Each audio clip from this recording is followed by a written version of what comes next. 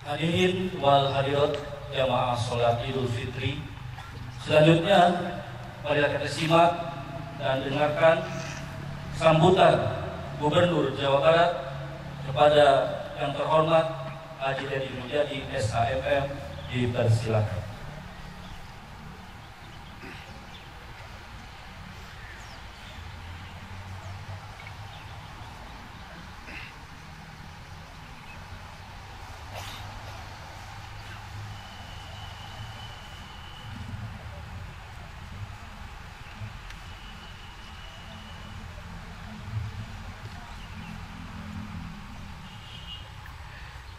Assalamualaikum warahmatullahi wabarakatuh. Alhamdulillah wa syukrulillah wa nikmatillah. La haula wa la quwata illa billah. Allahumma sholli ala Sayyidina Muhammad wa ala ali Sayyidina Muhammad. Hadirin sidang Idul Fitri yang berbahagia, baik yang ada di halaman Gedung Sate Provinsi Jawa Barat yang disebutnya Gazebo, maupun di seluruh Provinsi Jawa Barat yang terhampar di masjid-masjid, di tajuk-tajuk, di musola-musola, di halaman-halaman kantor alun-alun kabupaten kota, di halaman kantor alun-alun kecamatan, dan di halaman kantor alun-alun desa dan kelurahan di seluruh Provinsi Jawa Barat.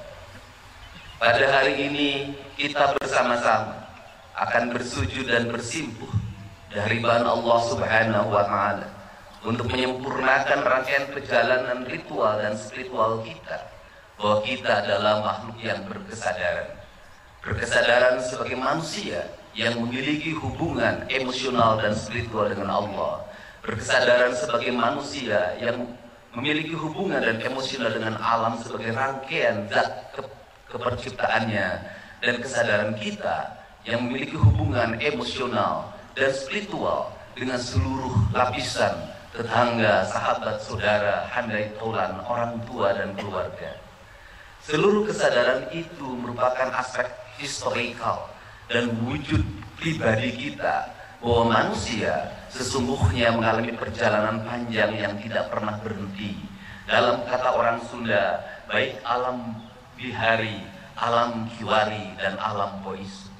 Alam bihari para kiai menyebutnya alam roh, alam kiwari adalah alam dunia, dan alam poisu adalah alam akhir. Seluruh rangkaian itu merupakan circle yang tidak pernah berhenti. Seluruh circle itu memiliki dua kualifikasi. Yang pertama adalah kebersihan hati, yang kedua adalah keluhuran budi. Kebersihan hati adalah, dalam kaidah orang Sunda menyebutnya celik putih, celak herang, canggulan, opat gelas, jalan gede, sesapuan, adalah kebersihan jiwa.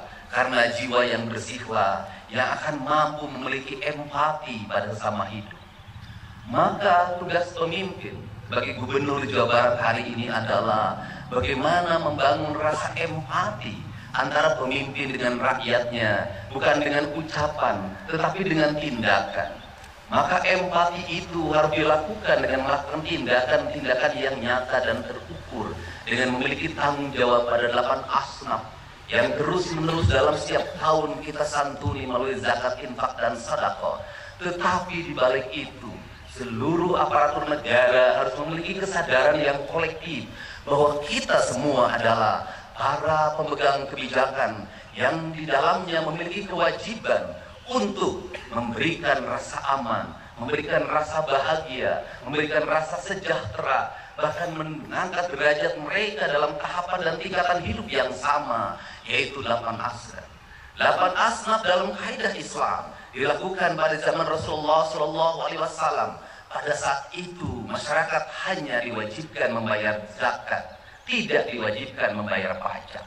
Sedangkan kita pada hari ini, para penyelenggara negara, baik eksekutif maupun legislatif, memegang kapasitas melakukan pengelolaan terhadap anggaran belanja dan pembangunan negara atau APBN, APBD, anggaran belanja dan pembangunan daerah Provinsi Jawa Barat. Yang paling mendasar adalah bagaimana anggaran itu terdistribusi untuk mewujudkan rasa adil pada 8 asnaf itu.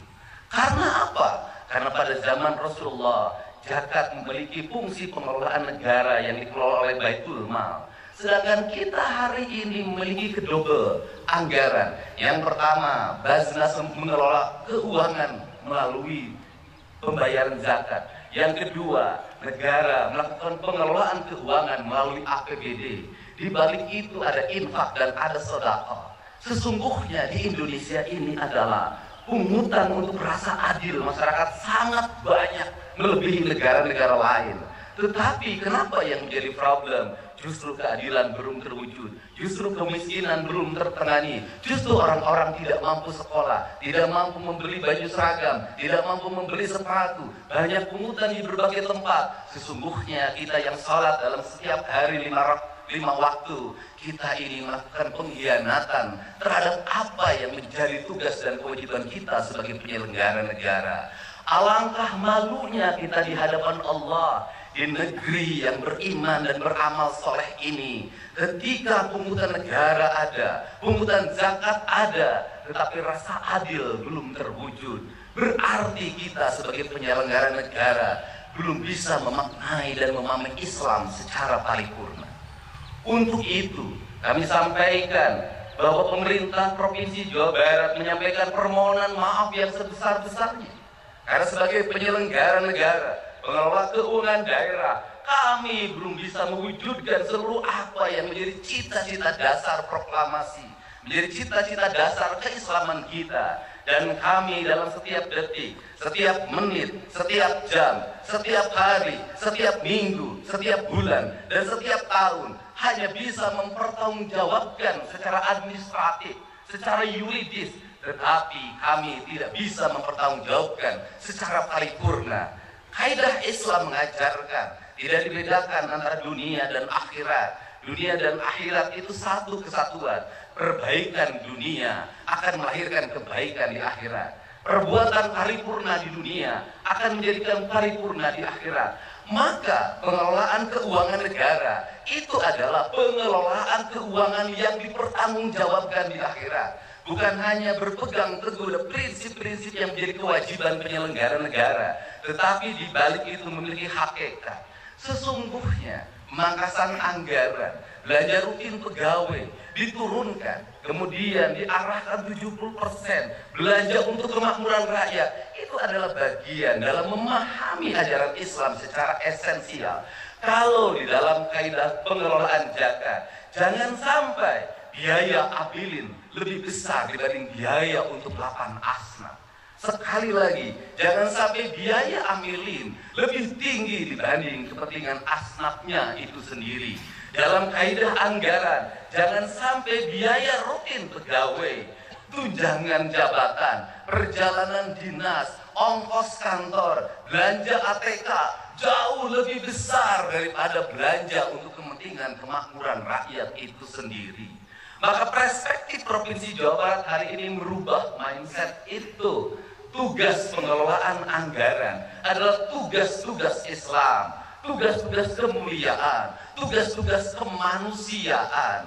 Maka kegagalan seorang gubernur adalah masih ada orang yang menjadi pengemis di perempatan jalan, masih ada anak-anak yatim yang tidak sekolah, masih ada orang-orang miskin yang rumahnya roboh, masih ada orang yang kebanjiran tapi tidak tertangani dengan baik, masih ada orang yang bunuh diri karena terikat bank emo, bank keliling, pinjol, bahkan ojol. Itu adalah kegagalan seorang pemimpin.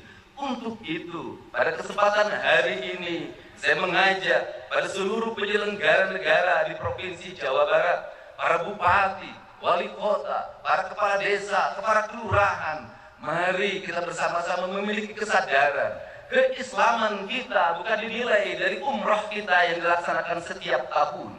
Keislaman kita bukan dinilai dari gamis yang kita pakai. Keislaman kita bukan dinilai dari peci hitam dan putih yang kita kenakan, dari sajarah yang kita hamparkan. Keislaman seorang pemimpin dinilai dari senyum rakyat dalam setiap waktu. Sekolah tidak mesti ngantri. Senyum rakyat dalam setiap waktu makannya tepat dan bergizi. Senyum rakyat dalam setiap waktu jalannya halus. Senyum rakyat dalam setiap waktu pupuk tidak sangat mudah didapatkan. Senyum rakyat dalam setiap waktu ketika sakit di rumah sakit, negara tampil dan hadir untuk mengobatinya. Dokter dan para medis tanpa membedakan kaya dan miskin datang dengan penuh senyumannya.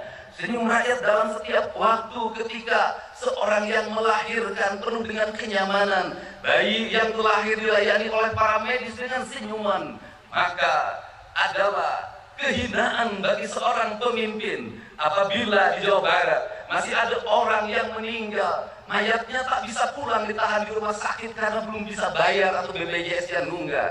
Bayinya ditahan di rumah sakit karena belum bisa bayar atau BPJS nunggak. Anak-anak tidak bisa sekolah, orang-orang miskin makan hanya dengan garam, rumah roboh atau bocor, sedangkan negara abai dalam fasilitasnya digunakan hanya untuk kepentingan pribadi, keluarga dan golongannya. Untuk itu, marilah kita jadikan kesadaran 1 Syawal 1446 Hijriah ini adalah sebuah kesadaran kolektif. Kesadaran ritual dan spiritual kita sudah sangat tinggi. Pejabat umroh ngantri, orang-orang kaya umroh ngantri, masjid-masjid Jumat penuh, mimbar-mimbar penuh, ceramah-ceramah dalam setiap waktu.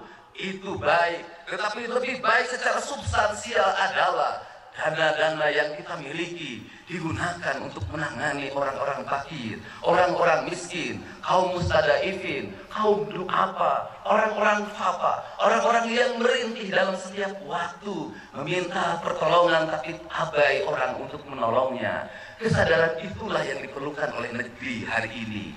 Maka jihad kita para pemimpin hari ini adalah jihad menahan hawa nafsu kita untuk menyerap anggaran untuk kepentingan kita. Kemudian kita mengorbankan diri kita, emosi kita, keinginan kita untuk membelanjakannya untuk kepentingan masyarakat yang lebih luas, agar kita kembali pada kesadaran Undang-Undang Dasar 1945, agar kita kembali pada kesadaran keislaman kita.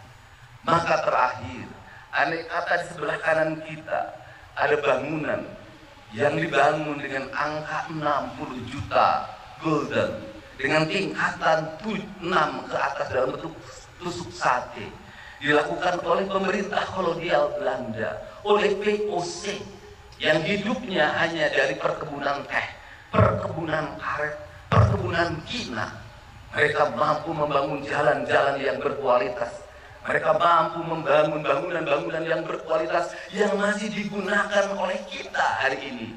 Mereka mampu membangun bendungan-bendungan yang berkualitas. Pertanyaannya adalah, kenapa kita yang mengklaim kaum pribumi itu tidak mampu mengelola perkebunan? Jangankan membangun gedung seindah gedung sate, hanya mengelola kebunnya saja sudah tidak mampu dengan dikontrakkan kepada pihak lain, yang melahirkan longsor, kekeringan. Betapa kita sebagai beragama punya rasa malu di hadapan Allah Subhanahu wa Ta'ala. Betapa kita sebagai bangsa yang berpancasila merasa malu oleh VOC. Oleh VOC saja kita sudah kalah dalam melakukan pengelolaan, apalagi oleh bangsa lain. Untuk itu, mari kita bersama-sama tinggalkan keegoan ritual kita. Mari kita bersujud dan mohon ampunan kepada Allah Subhanahu wa Ta'ala. Dan bentuk pengampunan Allah Subhanahu wa Ta'ala, saya meyakini akan turun pada kita mana kita memiliki kesadaran bahwa kita adalah makhluk yang salah dalam pengelolaan kebijakan.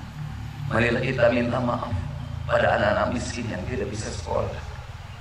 Marilah kita minta maaf pada orang-orang miskin yang mereka masih tak sanggup makan sebaik makannya kita. Marilah kita minta maaf pada orang-orang fakir yang harus dia mencuri hanya untuk kebutuhan melahirkan keluarganya. Marilah kita minta maaf pada mereka, tinggalkan keangkuhan dan kesombongan kita. Semoga 1 Syawal 1446 Hijriah ini menjadi tahun kesadaran kita bahwa kita telah salah menjadi penyelenggara negara, dan kita akan merubah seluruh kebijakan-kebijakan itu. Dan saya menyampaikan permohonan maaf pada seluruh masyarakat Provinsi Jawa Barat apabila penyelenggaraan pemerintahan belum sesuai dengan apa yang diharapkan, apabila lama layanan rumah sakit belum sebaik yang diharapkan, apabila layanan pendidikan belum sebaik yang diharapkan, apabila layanan kesejahteraan publik belum sebaik yang diharapkan. Semoga kesadaran itu menjadi kesadaran emosional, kesadaran spiritual, kesadaran moral, emosional, dan spiritual. Dalam istilah orang Sunda disebutnya budi pekerti. Semoga kita masuk dalam kaidah yang tidak lagi geni secara intelektual, tetapi kita menjadi kaidahnya adalah kaidah orang yang paripurna secara budi pekerti. Wallahumma ila aqwamit thoriq. Assalamualaikum warahmatullahi wabarakatuh. Salam